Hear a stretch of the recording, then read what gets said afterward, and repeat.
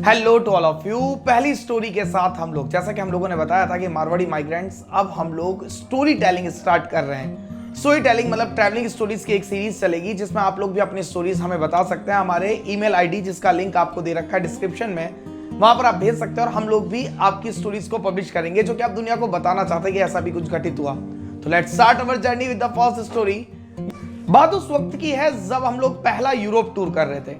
2019 की बात है, कोरोना से पहले की, जब हम लोग यूरोप जा रहे थे। दिल्ली से हमारी फ्लाइट थी ज्यूरिक के लिए। दिल्ली हम लोग पहुंचे और दिल्ली में अतः गर्मी थी। गर्मी के कारण हम लोगों ने क्या किया था कि हम लोगों ने सिंगल शर्ट्स वगैरह पहन रखे थे।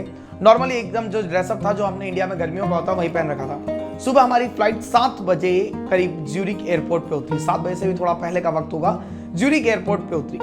ज्यूरिक एयरपोर्ट बहुत ही सुंदर एयरपोर्ट है। वहां पर हम लोगों को देखा जैसे हम लोग फ्लाइट से बाहर निकले, जो टनल होता है, जो फ्लाइट का एंट्रेंस गेट होता है, और वहां से हम लोग जब एयरपोर्ट पे जहां पर हमारा लगेज आता है वहां तक आए, तो वहां पर देखा तो ठंड -1 डिग्री के आसपास थी।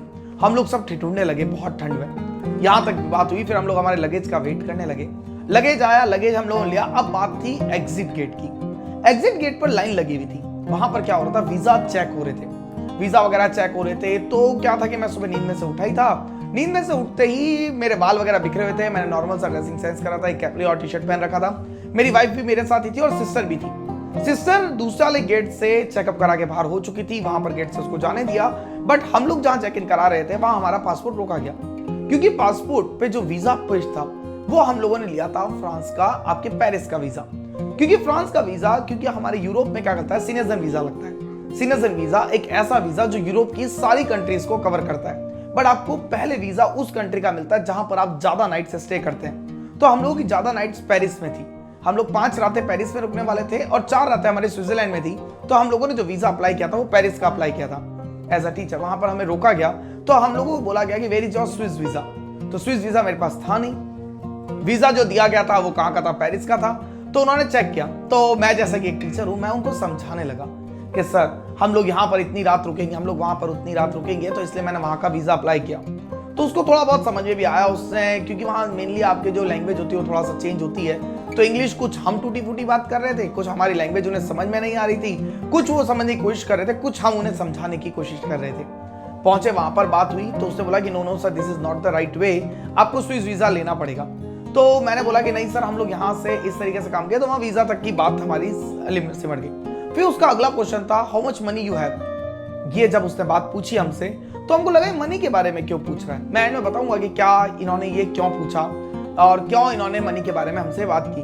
तो मैंने बोला कि sir I have a card and this much money I have. तो बताया गया कि भाई इतना मनी से तुम लोग यहाँ पर रुकोगे कैसे। तो मेरे से पूछा गया शो मी योर मनी। तो मैंने बोला कि मनी शो करके क्या करेंगे। मैंने उस समय जेब में $50 ही रख रखे थे।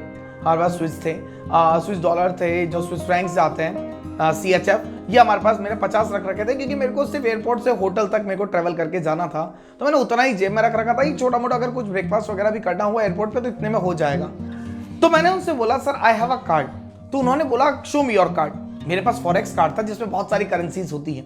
तो मैंने उनको कार्ड शो किया, बट इत्तेफाक से मेरा कार्ड दूसरे दिन एक्टिवेट होना था, क्योंकि यार टाइम लैग चलता है। तो एक्टिवेट हुआ नहीं था उस समय तक कार्ड। मेरा कार्ड 1-2 घंटे बाद एक्टिवेट हुआ। जैसे ही उन्होंने कार्ड स्वैप आउट किया, कार्ड ने डिक्लाइन बता दिया। तो उन्होंने बोला कि there is no money in the card, card is not activated. तो जब उन्होंने पता लगा कि क्या हुआ कि कार्ड एक्टिवेट नहीं है, तो उनको लगा कि मैं उनसे झूठ बोल रहा हूँ। क्योंकि यूरोप में मेनली ये होता है कि आप वहां रुकेंगे कैसे और आप वहां से वापस रिटर्न कैसे होंगे, क्या आप उस कंट्री में बसने तो नहीं जा रहे हैं। इसी कारण से आपके बहुत सारे वीजा कैंसिल भी हो जाते हैं। हमारे साथ भैया ने भी एक वीजा अप्लाई किया था, हम 4 में से 3 का ही वीजा अप्रूव हुआ था। तो मैंने उनसे बोला no no sir, I have the money but I can spend these days at the Swiss, और मेरी होटल वगैरह बुकिंग है। तो बोला शो मी योर मनी। तो मेरी जेब में तो उस समय से 50 से $60 ही थे स्विस फ्रैंक्स, जो मैंने उनको शो किए, बट बोले दिस इज नॉट इनफ। उससे मेरा पासपोर्ट साइड में रखा और पीछे से पुलिस को बुला लिया।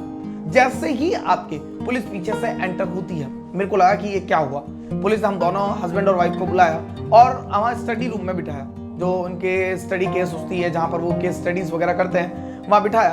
अब हमें डर लगने लगा कि हमारा वीजा क्या होगा, क्या हमें एयरपोर्ट पे ही बितानी पड़ेगी। तो उसने मुझसे डिटेल्स पूछी पुलिस ऑफिसर ने।